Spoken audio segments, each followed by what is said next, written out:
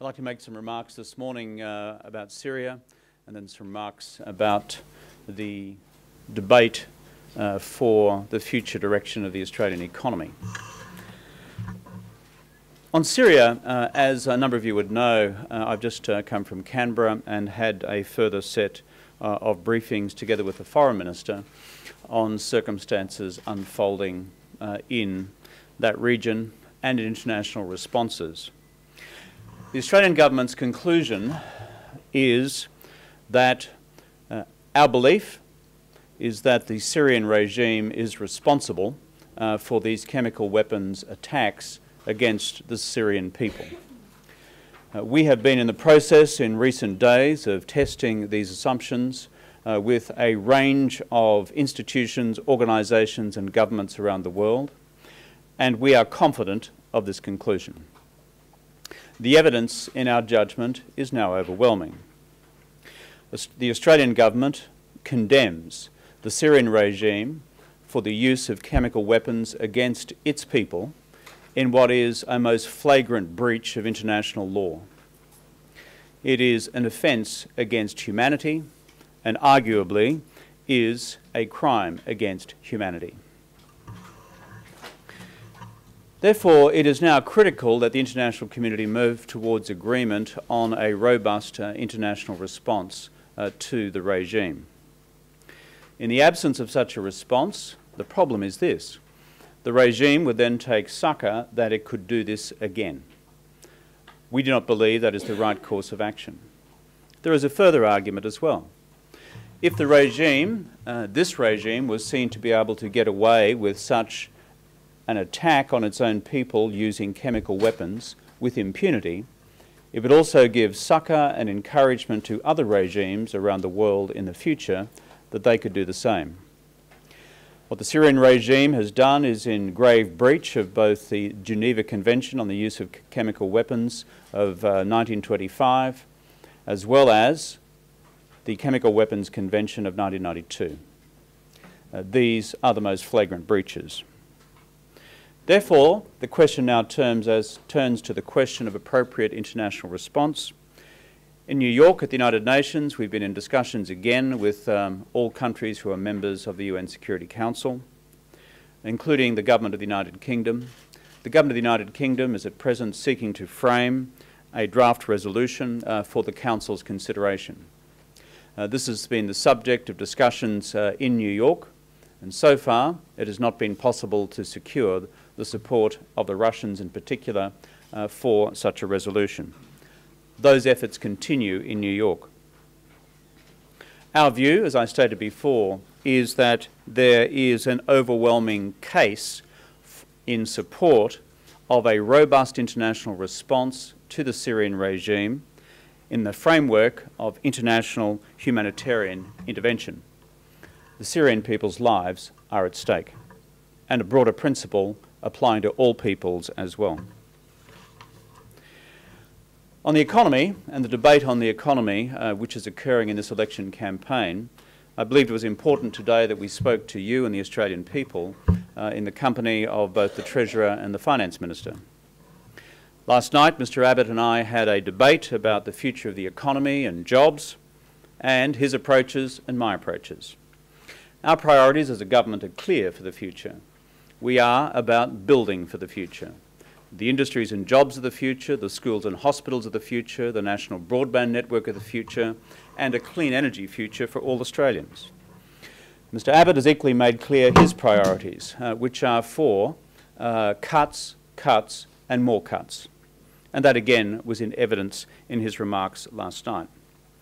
What I found in particularly remarkable about the priorities of the Liberal Party in the last 24 hours is their confirmation of cuts to small business. Small business in Australia are struggling. Small business are struggling because we have challenges which are impacting on the Australian economy from the international economy. And as a result, we therefore should be doing everything we can to support small business, not to cut support to small business. So the idea that Mr Abbott is now judging that it is a priority of his to impose, in effect, a $4 billion tax hike on small business through the measures he's going to remove from them is, in my view, absolutely the wrong priorities for the economy and the wrong priorities for jobs. We take the economy, small business and jobs seriously. I believe the qualities the Australian people expect of their Prime Minister are those of good judgment, and I'm going to start that bit again. There you go. Which outlet was that? Okay. Let me start that a bit again, and we will attend to the funding levels for that particular media outlet later, particularly if it was government funded. I believe the Australian people, when they look to the question of who should be the Prime Minister, they do make some very basic judgments.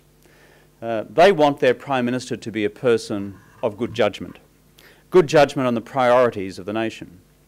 They also expect their Prime Minister to be truthful with them about the costs associated with those priorities for the future. Mr Abbott's judgment has been that his number one priority for Australia is his unaffordable, uncosted, unfair, economically irresponsible paid parental leave scheme. That is also the judgment, I think, of practically everyone else in Australia, that they think that this policy priority of his is just dead wrong. How can you justify spending $22 billion on a paid parental leave scheme which provides $75,000 payments to millionaires to have a baby? Nobody has an answer to that, except Mr Abbott. And if you watched him in the debate last night, he didn't really have an answer either.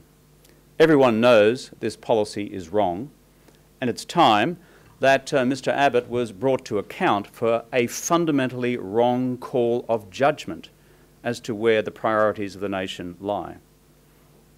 I said before that the Australian people expect of their Prime Ministers sound judgment on questions of policy and priorities. They also expect their Prime Ministers to be truthful about what their priorities cost. Here again, I believe, we have important conclusions to make from Mr Abbott's performance last night and more generally on the costing of his overall promises. Last night I posed a very simple and direct question to Mr Abbott, and I asked him just to give a straight answer to a straight question. Why won't you release all your costings now? You say you've done them. Why are you evading an answer to this question? He had no answer to that question. That's not just being clever, that's not just being evasive, that's being untruthful with the Australian people. He said that there are some 200 other policies out there of theirs which are costed, but not to be shown to the Australian people. Well, I believe the Australian people will start to feel increasingly anxious, worried and uncertain about where all that leads for them, because they have a legitimate right in this democracy to know where his $70 billion worth of cuts will fall on their jobs, their schools, their hospitals, their NBN. The second point is this. Yesterday we also had released by the Shadow Treasurer what he claimed to be $30 billion worth of savings for the Coalition. In a minute, I'm going to ask the Treasurer and the Finance Minister to attend to that. But the summary conclusion is this.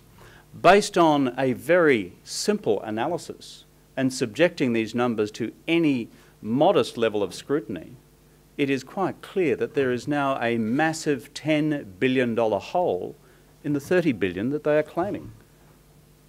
And beyond that, what are the rest of the cuts necessary to make up the $70 billion which Mr Hockey and Mr Robb have claimed are necessary for the Coalition for the future? So I conclude with this. On the question of the economy and jobs, our priorities are clear. Our costings are clear. They're out there in the economic statement released by these two ministers some weeks ago, prior to the election campaign commencing. Yet here we are, less than 10 days before an election, and all we have from Mr Abbott so far I believe, are deep questions about his judgment on policy priorities and now deep questions about his truthfulness in levelling with the Australian people about what all this costs and where precisely he is going to cut.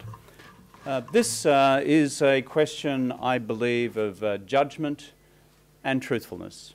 Judgment about wrong policy priorities for Australia, the paid parental leave scheme, massive policy of $22 billion, but also a question of truthfulness. You can't go out there and say this is $30 billion worth of supposed savings, and then within 24 hours, based on the most basic analysis driven by the advice of government agencies, find that there is immediately a $10 billion hole. And that $10 billion hole is clearly identified in the tables circulated to you now. It's a question of judgment, it's a question of truthfulness.